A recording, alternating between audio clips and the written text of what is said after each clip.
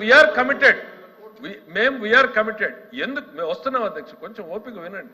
We are committed. మీరు ప్రస్తావన చేశారు కాబట్టి నేను చేయాల్సి వస్తా ఉంది.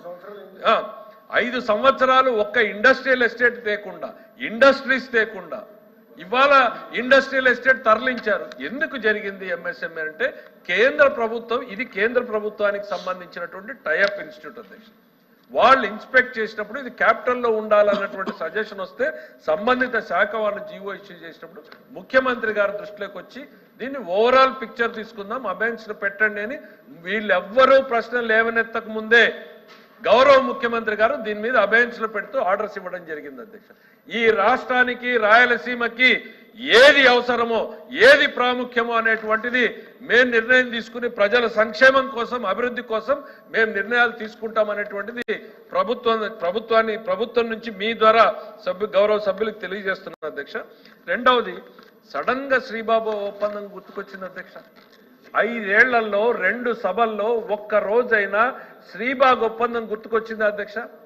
శ్రీబాగ్ ఒప్పందం అసలు ఎప్పటిది అధ్యక్ష, ఎవరి మధ్య జరిగింది? తమిళనాడు రాష్ట్రం నుంచి ఆంధ్ర ఏర్పాటైనప్పటిది, దాని తర్వాత ఆంధ్ర ఏర్పడింది, ఆంధ్రప్రదేశ్గా తెలంగాణతో కలిసి మారింది, తెలంగాణ నుంచి విడిపోయి ఆంధ్ర అయిపోయింది. పోనీ ఎవరు సార్ ఆ శ్రీబాగ్ ఒప్పందంలో? కాంగ్రెస్ పార్టీకి సంబంధించినటువంటి పెద్ద మనుషులు రాసుకున్నటువంటి ఒప్పందం కాంగ్రెస్ పార్టీని అధ్యక్ష. వాళ్ళల్లో గ్రూప్ రైవలరీస్ ఉన్నాయి అధ్యక్ష. అప్పుడు ఆ గ్రూప్ రైవలరీస్ ని అధిగమించడానికి రాసుకున్నటువంటి ఒప్పందం. మేము ఇవాళ చిత్తశుద్ధితో రాయలసీమకి నీటి తరలింపు ఏదైతే శ్రీబాగ్ ఒప్పందంలో ఉందో, 5 ఏళ్లలో హంద్రీనీవాలో 1 కిలోమీటర్ కెనాల్ అయినా మీరు వైడెన్ చేశారా? ఇవాళ మా ముఖ్యమంత్రి గారు తరఫున మేమందరం కూడా చెప్తున్నాం, మాకు ఇచ్చినటువంటి హామీ ప్రకారం హంద్రీనీవా వైడనింగ్ అనేటువంటిది మేము ప్రారంభిస్తాం. రాయలసీమకి శ్రీబాగ్ ఒప్పందంలో చెప్పినట్టుగానే, చెప్పకపోయినా కూడా మేము నీటిని తీసుకుపోతాం అనేటువంటి చెప్తామన్నాం అధ్యక్ష. ఇవాళ మీరు ఇంకో రూపంలో రండి, ఎన్ని క్యూసెక్లు అనేది చెప్తాం మేము, మీరు ఇంకో రూపంలో రండి. ఇవాళ ఒక్క సింగిల్ రాయలసీమ ప్రాజెక్ట్ అధ్యక్ష, రాయలసీమలో ఉన్నటువంటి ఒక్క ఇరిగేషన్ ప్రాజెక్ట్ లో అయినా వీళ్ళు ఇంప్రూవ్మెంట్ చేశారేమో చెప్పమనండి అధ్యక్ష.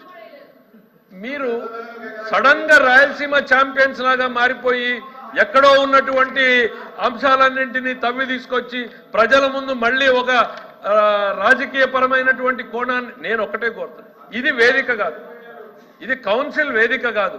ఇక్కడ ప్రజా సమస్యల గురించి మీరు మాట్లాడండి, మేము చెప్తాం.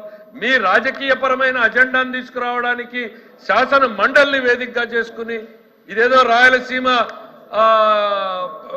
ప్రభుత్వం వేరే ఆలోచనలు చేస్తుంది. రాయలసీమ అభివృద్ధి కోసం కట్టుబడి ఉన్నటువంటిది తెలుగుదేశం పార్టీ, చంద్రబాబు నాయుడు గారు అనేటువంటి చెప్తున్నాం. మీ ఎంఎస్ఎంఈ దాని మీద మా స్టాండ్ క్లియర్ గా చెప్పాం. మళ్ళీ ఇప్పుడు జ్యుడిషియల్ ఇన్స్టిట్యూషన్స్ మీద క్లియర్ గా చెప్పాం. ఎటువంటి అనుమానాలు పెట్టుకోవద్దండి.